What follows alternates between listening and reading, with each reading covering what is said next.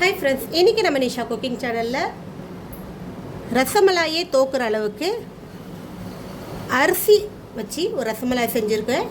Taste செம்மையாக இருக்கும், try பண்ணி பாருங்கள். அரிசியில் செஞ்ச ரசமலாய். நம்ம என்னதான் நம்ம பாலை காய்ச்சி சென்னா எடுத்து ரசமலாய் செஞ்சால் கூட அந்த அளவுக்கு நமக்கு பர்ஃபெக்டாக வராது. ஸோ இந்த ரசமலாய் அந்த அளவுக்கு பர்ஃபெக்டாக இருக்குது பாருங்கள். இன்னும் கொஞ்சம் ஊற விட்டு நீங்கள் கட் பண்ணிங்கன்னா இன்னும் சாஃப்டாக நல்லா உள்ள வரைக்கும் ஊறி சூப்பராக இருக்கும். டேஸ்ட் செம்மையாக இருக்கும். அந்த ரசமலாயை விட இந்த ரசமலாய் நீங்கள் சாப்பிட்டு ஆரம்பிச்சிங்கன்னா சாப்பிட்டுட்டே இருக்கும்.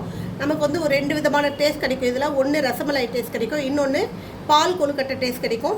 ஸோ டேஸ்ட்டில் உண்மையிலேயே இது ரசமலாய் மிஞ்சிடும், அந்தளவுக்கு இருக்கும். வாங்க இது எப்படி செய்யலாம்னு சொல்லிட்டு போய் பார்க்கலாம். அதுக்கு முன்னாடி எங்கள் சேனல் லைக் பண்ணுங்கள், ஷேர் பண்ணுங்கள், சப்ஸ்கிரைப் பண்ணுங்கள், பெல் பட்டன் ஆன் பண்ணுங்கள், கமெண்ட் பண்ணுங்கள். இந்த அரிசி ரசமலாய் செய்கிறதுக்கு பச்சை அரிசி 1 கப் அளவுக்கு 1 ஹவர் ஊற வச்சுருக்கேன். இப்போ இந்த ஊற வச்ச அரிசியை ஒரு மிக்ஸி ஜாரில் சேர்த்துக்குங்க. இதோட 2 ஸ்பூன் சர்க்கரை சேர்த்துக்கலாம். இதோட தேங்காய் துருவல் ஒரு 3 டேபிள் ஸ்பூன் அளவுக்கு. இது டெசிகேட்டட் கோகோனட், ட்ரை கோகோனட் கடைங்களில் விற்கும். ஸோ அதை எடுத்துருக்கேன். இல்லை நீங்கள் ஃப்ரெஷ்ஷாக துருவி போடுறதா இருந்தாலும் ஓகே. இதோட ஒரு 50 ml ஃப்ரெஷ் கார்டு புளிச்சிருக்கக்கூடாது, அதாவது தயிர் புளிச்சி இருக்கக்கூடாது, நல்லா புது தயிராக இருக்கணும். இதோட 25 ml அளவுக்கு பால் ஊற்றிக்கிங்க. ஒரு சிட்டிகை அளவுக்கு ஏலக்காய் பொடியாக இல்லைன்னா ஏலக்காய் ஒரு 2 சேர்த்துக்கலாம். இப்போ இதை அரைச்சிட்டு வந்துடலாம். இது இந்த அளவுக்கு ஸ்மூத்தாக அரைச்சி எடுத்துக்குங்க. இப்போ இதில் கொஞ்சோண்டு பேக்கிங் பவுடர் சேர்த்துக்கங்க. பேக்கிங் பவுடருக்கு பதிலாக ஈனோ கூட சேர்த்துக்கலாம். 1 ஸ்பூன் அளவுக்கு நெய் சேர்த்துக்குங்க. இப்போ இதை நல்லா மிக்ஸ் பண்ணிக்கலாம்.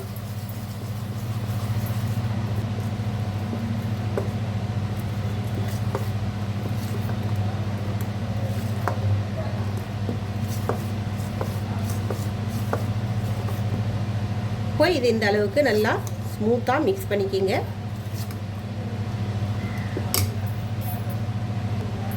இந்த மாதிரி சின்ன சின்னதாக கிண்ணி ஆட்டம் இருந்தால் எடுத்துக்கோங்க. அப்படி இல்லைன்னா நம்ம இட்லி தட்டிலையே கொஞ்சம் கொஞ்சமாக போட்டுக்கலாம். இப்போ இதை நெய்யால் கொஞ்சம் கிரீஸ் பண்ணிக்கலாம் இந்த கிண்ணியெல்லாம்.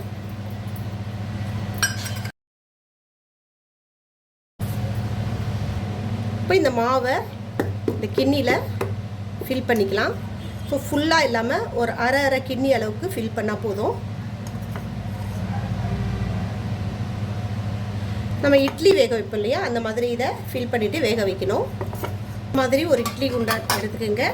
இப்போ இட்லி தட்டில் கூட நம்ம இதை போடலாம். சின்னதாக உங்களாட்ட கிட்னி இல்லைன்னா இந்த மாதிரி இட்லி தட்டில் கொஞ்சமாக நிறைய இட்லி ஊற்றுற மாதிரி ஊற்றாமல் இதுலேயும் கொஞ்சம் நெய் கிரீஸ் பண்ணிக்கணும். இந்த மாதிரி ஊற்றிக்கிங்க. இப்போ இதுக்கு மேலே இன்னொரு தட்டு வச்சு நம்ம ஊற்றி வச்சுருக்கிற கிண்ணியெல்லாம் வச்சுக்கலாம். இதில்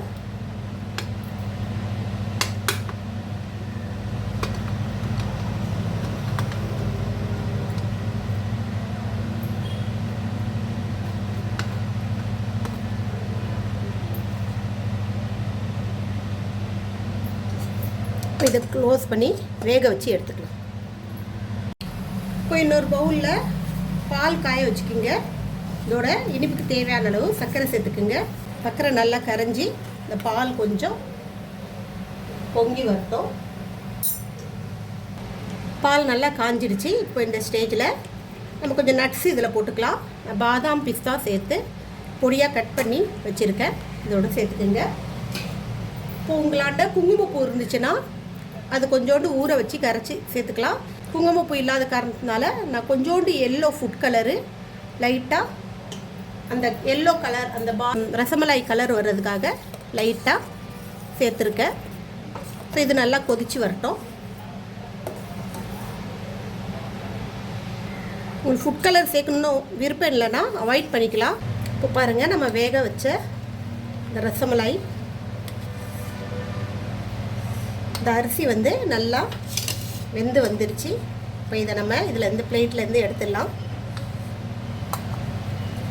இந்த மாதிரி இட்லி தட்டில் போட்டதும் நல்லா இந்த மாதிரி அழகாக தட்டையாக வெந்து வந்திருக்கு.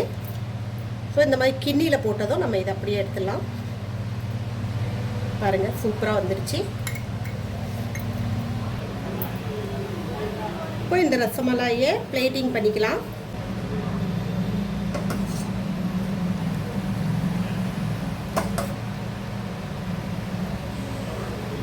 அவ்வளோதான். சூப்பராக அருமையாக ஈஸியாக இந்த மாதிரி ஒரு ரசமலாய் செஞ்சு சாப்பிட்டு பாருங்கள். டேஸ்ட் செம்மையாக இருக்கும். உண்மையிலே நம்ம ரசமலாய் செஞ்சால் கூட இந்த அளவு டேஸ்ட் இருக்காது. ஸோ இந்த அளவுக்கு டேஸ்ட்டாக இருக்கும். ட்ரை பண்ணி பாருங்கள். இன்னொரு ரெசிபியோடு உங்களை சந்திக்க வரை உங்களிடம் விடைபெறுவது உங்கள் விஷயம். எங்கள் சேனல் லாஸ்ட் வரைக்கும் அது உங்கள் அனைவருக்கும் மிக்க நன்றி. பாய்.